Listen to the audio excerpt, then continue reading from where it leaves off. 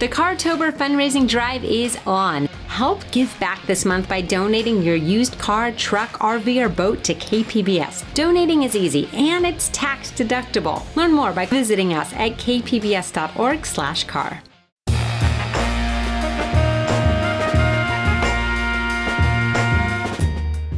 Welcome in San Diego. I'm Andrew Bowen, filling in for Jade Hindman. On today's show, a new book explores the rise of TikTok as a group of American investors seeks to take ownership of the app's U.S. operations. This is KPBS Midday Edition, connecting our communities through conversation.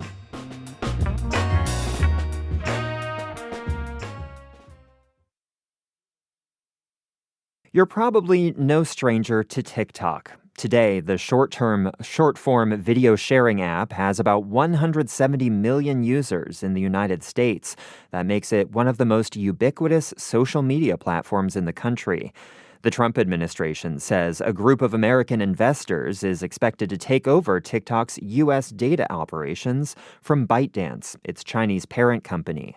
Well, a new book chronicles the rise of TikTok and its profound impact on our political and social landscape today. The book is called Every Screen on the Planet. And joining me now is its author, Emily Baker White. She's also an investigative reporter at Forbes. Emily, welcome to Midday. Thanks so much for having me. So let's talk about the appeal of TikTok. What makes this app so popular or even addictive for so many people? Yeah. So when you go to YouTube or Facebook, you type in the search bar what you want to see. You friend people, you like things, you share things. When you open TikTok, it just goes. TikTok is a thing that happens to you more than a thing that you instruct on what you want to see. And that means that TikTok is relying much more heavily on your revealed preferences than your stated ones. It's just noticing how long your eyes linger before you scroll. And that means that it knows if your eyes linger a little too long on attractive women, or if they linger a little too long on discussions about alcohol or discussions about divorce. People say TikTok knew that I was gay before I knew I was gay, or TikTok knew I was pregnant before I knew I was pregnant. And the way that it can feel so creepy, feel like it knows you so well, is that all those little signals you don't think you're even sending are creating a profile for the company of who you are and what you want to see more of. So, you sort of alluded to the algorithm, this mysterious, all-knowing, math equation, I guess, that's behind TikTok and its success. How much of this algorithm is myth and how much is reality? I mean, there is an algorithm that is a big math problem that people at TikTok have created to predict what you're going to want to see next. But I think when people think of the algorithm as being some all-knowing meritocratic, magic that's going to elevate the most deserving content and perfectly serve you what you want to see next, I'm really skeptical of that. There's actually a tool inside TikTok that some TikTok employees have access to called the heating button, where they can actually just say for a certain piece of content that they want to guarantee that that video is going to receive X number of likes, or I'm sorry, X number of views. And they just blast out that video to 5,000 or 50,000 or 500,000 TikTok users, whether or not the algorithm predicts that that's what those people want to see next. And so when you're watching TikTok, you can imagine that everything is perfectly tailored to what, some math equation thinks should come next. But it also might just be that an employee wanted a lot of people to see a certain video for some reason and they heated it, right? And so we can think it's magic, but really it's just people making decisions. Well, you've done a lot of groundbreaking coverage on TikTok over the past several years. What was the turning point that made you decide there's a book here? I have a personal story with TikTok. I started reporting on the company in early 2022, and I was leaked a cache of audio recordings about the company's Project Texas, the sort of effort to separate TikTok's US operations from its Chinese parent company. And I reported on that, and that was really interesting. You don't get a cache of audio like that every day as a reporter. But after that, the company was so freaked out at the fact that a leak this big had happened. And like many companies, TikTok's parent company, ByteDance, had a group of people internally whose job was to try to find and stop leaks. And a number of those people actually took data from my phone, from the TikTok app on my phone, and used it to surveil me, to watch where I was going. And then they also took data from all of TikTok and ByteDance's employees and monitored where they were going too. And they tried to match IP addresses from my phone and employees' phones to see if we were in the same coffee shop or library or, public space at the same place at the same time. Because if we were, perhaps that meant that that person was sourcing me. And the fact that TikTok was so desperate to stop the leaks that they went all the way to surveilling a journalist and surveilling all of their employees. That was sort of the moment I knew that, wow, there is a book here. Because if they could do this to me, the Chinese government could have forced ByteDance to surveil other people the same way, like Chinese dissidents or members of the US military. So, this book is really trying to understand how TikTok became so big and so powerful. Take us back to where it started with the ByteDance, the company that founded TikTok. Yeah. So TikTok sort of presented as a startup in the United States, but it was actually anything but a startup. TikTok was the creation of a Chinese company called ByteDance, which is like the Google of China. It's absolutely enormous. It's known as an app factory.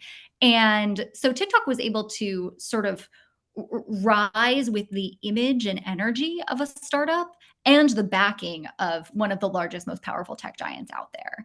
And that sort of made something that felt organic, much more powerful than your usual sort of startup energy, because ByteDance was able to put a huge amount of money into advertisements and user acquisitions, right? And sort of catapult this thing to the top of American tech and society before we even knew what happened. And tell us more about ByteDance's founder, Zhang Yiming. How would you characterize him and his role in the app's rise?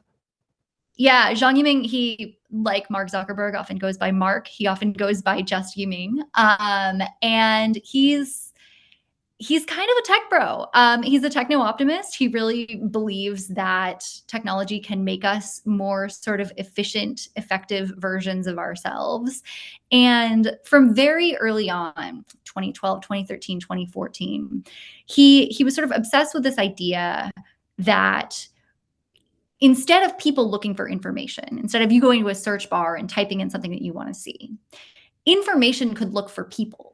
And the idea was, if an algorithm has access to all this information, all the breaking news, all of the, books out there, and it also has enough information about people to know what the people want to see, then you might not know to ask a question that's relevant to your interests. But the all-knowing algorithm could know that and could prompt you with that information, even though you hadn't gone and looked for it. And his belief was that ultimately this could be a more sort of efficient, effective way of distributing information around the world. And on the one hand, that kind of makes sense, right? You can see it. On the other hand, that means we would be ceding our agency about what we want to learn, what we want to care about, to a system of computers and whoever happens to own and control those computers. And that's pretty wild. I was a TikTok user for a couple years. It was very entertaining. The dances were fun. Sometimes I would find myself just sucked into this doom scroll, and it took a lot of willpower to close the app, set the phone down, and just do something else. What is your sense of the average TikTok user and how much control or even awareness they have over their own usage of the app? Yeah, I know that a lot of people have the experience that you had where they sit down intending to spend 10 or 15 minutes and they spend 3 hours. And my advice, my sort of take on that is not that we all need to throw our phones into the ocean and never speak to them again. But with every tech company, whether it's Google or YouTube or TikTok or whatever, there's a sort of exchange going on, right?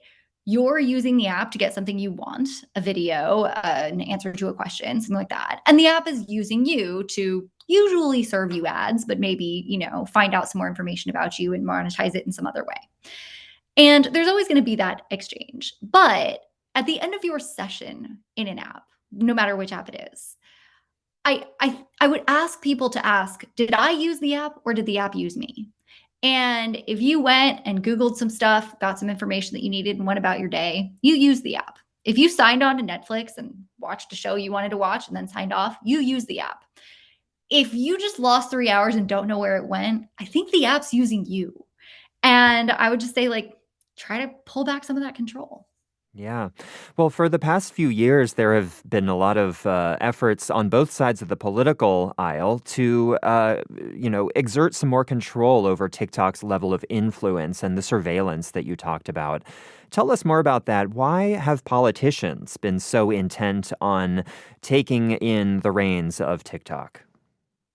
Yeah, I think for the most part, politicians' concern about TikTok is distinct from their concern about other apps. And the concern is that because TikTok is, and it still is today, owned by a Chinese tech giant, ByteDance, that the Chinese government could force ByteDance to use TikTok either to surveil people or to try to propagandize them, to try to subtly influence what information they see.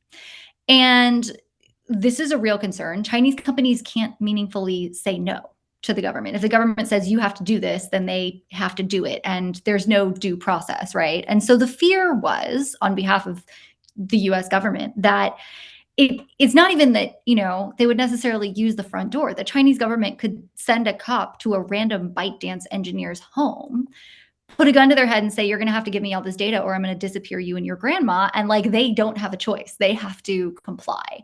And that puts ByteDance in a really crappy position here because it's not that they want to necessarily be a sort of engine of a surveillance state, but because they couldn't say no, the US government essentially said, well, we can't trust you then. And we can't trust you because we know that you could be used by this foreign hostile government.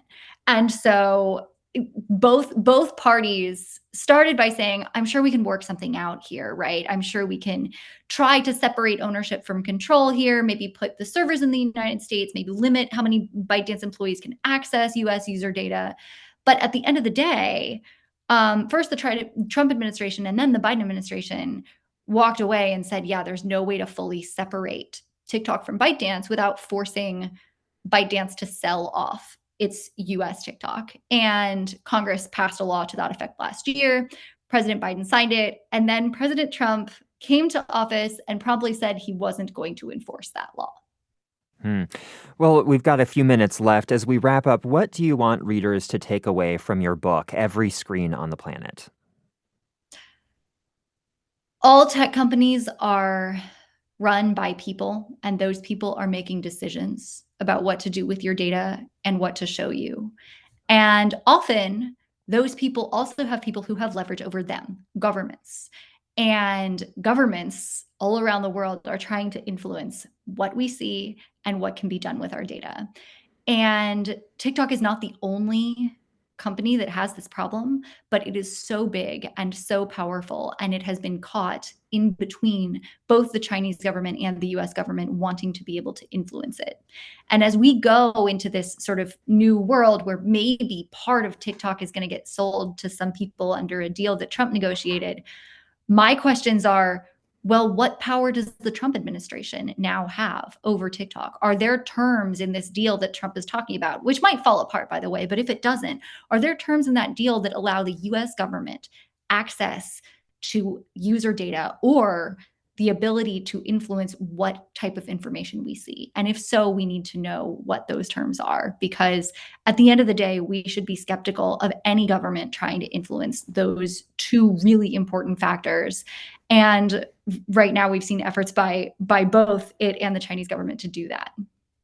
I've been speaking with Emily Baker White, author of Every Screen on the Planet. She'll be speaking more about her book at the Pacific Highlands Ranch Library tomorrow, October 15th at 7 p.m. You can find a link to that event at kpbs.org/midday. Emily, thank you so much. Thanks so much.